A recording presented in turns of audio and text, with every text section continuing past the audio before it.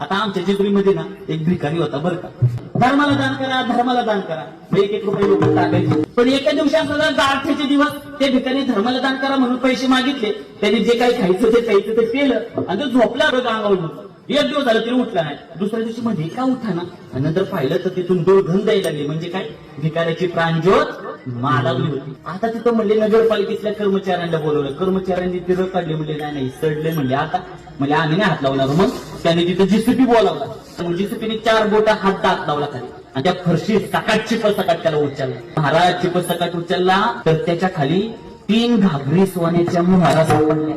आयुष्याची 40 वर्ष धर्माला दान करत रुपया गोळा केलाय, पण ज्या चिपवर तो बसला होता 4 बोटाचा अंतर, 4 बोटाचा अंतर, पण त्याच्या खाली काय होत्या 3 घागरी सोन्याच्या मोहरा. महात्मा माऊली म्हणतात हातातले घेऊन जाते, पण नशिबातलं घेऊन नाही जात. असंच असतं.